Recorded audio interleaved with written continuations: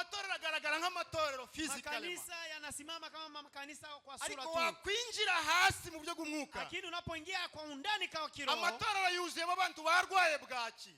Makanisa yanajaa watu ambao wamegonjwa. Amatorero yuzuye indembe. Makanisa yanajaa wale ambao ni maututi. Kuko hari ikiri kubura. Kwa sababu kuna kitu kikubwa kinakosa. Hariyo bitaga food diet iri kubura. Kuna ile lisho limekosekana kwao. Ibyo kurya bitera imbaraga. Ile chakula lisho linaloleta nguvu.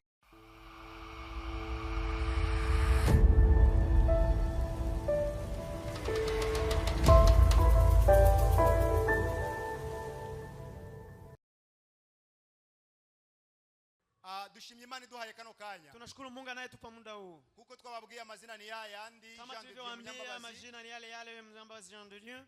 Uvuye muri North Carolina muri High Point. Ambaye ametokea North Carolina High Point. Ijambo tugiye kuganira muri uyu mwanya. Neno la Mungu tunaloenda ongelea muda huu. Ni uruhare rw'umushumba mu itorero. Ni kazi ya mchungaji ndani ya kanisa. Uruhare rw'umushumba mu itorero.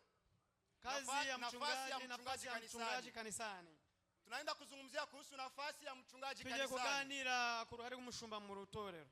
Mu byukuri turiho ng'itorero. Kwa kweli tuko kama kanisa. Twateranye uyu munsi. Tumekusanyika leo. Kandi nta kindi cyatuzanye uyu munsi. Na hakuna kingine kilotuleta leo. Nubwo dusanzwe duterana ari ku cyumweru. Japokuwa tunakutana siku ya Mungu. Ariko by'uyu munsi byo ni bidasanzwe. Leo ni siku tofauti. Twaje kubera kwezwa kumushumba. Tumekuja kwa upako wa mchungaji. Ndase ko turi abashumba. Sasa mbona asini wachungaji? Kwa twaje kubw'uyu muryango w'abashumba. Tumekuja kwa hii jamii ya wachungaji.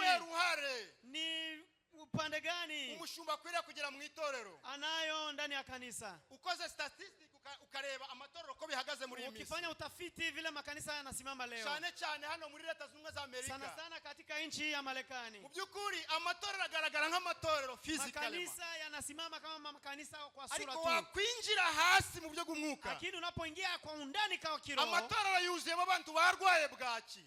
Makanisa yanajaa watu ambao wamegonjwa. Amatorero yuzuye indembe. Makanisa yanajaa wale ambao ni maututi. Kuko hari ikiri kubura. Kwa sababu kuna kitu kikubwa kinakosa. Hariyo bitaga food diet iri kubura. Kuna ile lisho limekosekana Ibyo kwao. kurya bitera imbaraga. Ile chakula lisho linaloleta nguvu. Ibyo kurya birinda indwara. Lisho linalokinga mwili. Kuko byabuze mu nzu y'Imana. Kwa kuwa imekosekana kwa nyumba ya Mungu. Amatorero menshi. Makanisa mengi. Ubona abagabo bakubisemo basuti bari gutambagira. Unaona wamevaa vizuri masuti wanatembea. Abagore ukabona bakubisemo bari bagenda barakimbagira. Wamama unaona wamevaa nguo za bei wanatembea. Abasore n'ingumu ugasanga bari gusirimba. Vijana unaona wanacheza. Mu bigaragara ni itorero. Lakini inaonekana kwa kanisa. Ariko mu buryo bw'umwuka. Lakini kwa kiroho. Ni abarwayi b'indembe. Ni wagonjwa maututi. Kandi nta kindi cyabakiza. Na hakuna kingine kinaweza waokoa kuwaponya. Ni operation yonyine. Ni operation pekee yake. Kubera iki why?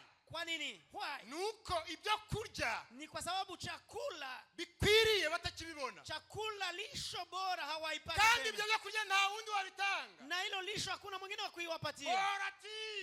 Paul avuga ati arandika. Paulo akasema akaandika. Twebwe abakozi b'Imana. Sisi watumishi wa Mungu. Turi intumwa mu cyimbo cya Kristo. Sisi ni mitume kwa Kristo. Haleluya. Amen. Ngo ni twebwe dushinzwe. Ni sisi tunasimama. Kugaburira umukumbi. Kulisha watu. Ariko kuko tudafite ko kanya. Sababu gutegura ko guteka. Ibihe byacu byinshi biri mu makampani. Muda mwingi sisi ni makazi. Takanya dufite ko gusengera umukumbi. Hakuna muda wa kuombea. Takanya dufite ko gusoma ijambo. Hakuna muda wa kusoma neno. Nukuyihungura mu gitondo kare karutuzi utazi niyo wayibitse. Kuipangusa asubuhi haujui ati na kuanga wapi. Yatumye itoro rya Kristo rirwara bwaki. Lakini hili naleta kanisa la Kristo linagonja lisho nshuti zanje. Kosa malisho. Nshuti zanje muri uyu mwanya. Ndugu dada makaka kwa muda mu minota bampaye. Kwa muda walionipa. Reka mvuge uruhare rw'itoro umushumba mu itorero. Niseme sehemu ya mchungaji ndani ya kanisa. Twinjira mu jambo ry'Imana muri Petero ya mbere. Tuende katika neno la Mungu katika Petro wa kwanza. Bice ni 5 guhera ku murongo wa mbere. Petro wa kwanza sura ni 5 kuanzia mstari wa kwanza. Ni jambo tuzi tumenyereye buri gihe. Neno tunalizoea na kila siku. Yamwene datakiza na madamu. ya ndugu Akiza na mke wake ndetse n'abandi bashumba bagenzi banje turi na wengine wachungaji tulio pamoja kwa siku ya leo. Ngiye kuvuga ku ruhare rw'umushumba mu itorero. Ninaenda sema kwa sehemu ya mchungaji ndani ya kanisa. Kozi Imana Petero arandika. Mchungaji Petro akaandika mu bice 5 umurongo ubanza. Sura 5 mstari wa kwanza. Aravuga ngo akasema aya magambo ndayahuguza. Aya maneno ninayasema abakuru b'itorero bari muri mwe. Ifasile wachungaji katikati yenu. Kuko nanje ubwanjye jandedye. Sababu na mimi kama Christopher ama Jandedye. Mukuru w'itorero mugenzi wanyu. Jandedye ni mkumbwa wa kanisa mwenzenu. Numugabo wo guhamya imibabaro ya Kristo. Numugabo wo guhamya na ni mshuhuda wa kushuhudia imibabaro ya Kristo, mateso ya Kristo, kandi mfatanyije n'ubwiza bwe buzahishurwa, na ninambatana na urembo wake, uzuri wake utakaofunuliwa. Ndatinda ku murongo wa 2 ariwo ndavugaho cyane. Nitachelewa kwa mstari wa 2 ambao nitasema sana. Jambo rirambwe ngo neno linaniambia hivi: muragira umukumbi w'Imana wo muri mwe. Chungeni taifa la Mungu katikati mwenu. Mutaurinda nk'abahatwa. Musiulinde kama mnaosukumwa. Ahubwo muurinde mubikunze. Ulichunge na ukipenda. Kuko Imana ishaka. Vile Mungu anapenda. Atari kubwo indamu mbi. Sio kwa faida mbaya. Ahubwo kubwo umutima ukunze. Amen. Bali kwa roho inayopenda. Amen. Hallelujah. Amen. Hallelujah. Amen. Hali confusion ihari muri iyi minsi. Kuna confusion, yani ile changamoto kwa siku za leo. Abashumba bagiye kuzaba benshi kuruta abakristo. Wachungaji ama wanaenda kwa wengi zaidi ya Wakristo. Wale wasa shaka kuitwa pastor. Kila yoyote anataka aitwe pastor. Pastor Jean de Dieu. Pastor Christopher, Pastor fulani. Pastor fulani. Pastor Serishimbo. Pastor Elia. Pastor Elias. Ariko nshuti zanjye ndagira ngo muri ya mangoma bwire. Lakini nataka niwaambie ndugu zangu, confusion yamaje gutaha mu itorero. Confusion, changamoto, uchanganyifu ntabwo umuntu yaba umushumba adafite intama aragiye. Huwezi kuwa mchungaji kama huna mwana kondoo unaowachunga. Ndabizi murantera mabuye uyu munsi. Leo mnaweza mkanitupia mawe. Ariko ntabwo umuntu yakwitwa umushumba. Hawezi kuitwa mchungaji atafite intama aragiye. Kama hauna kundi ambalo unalichunga.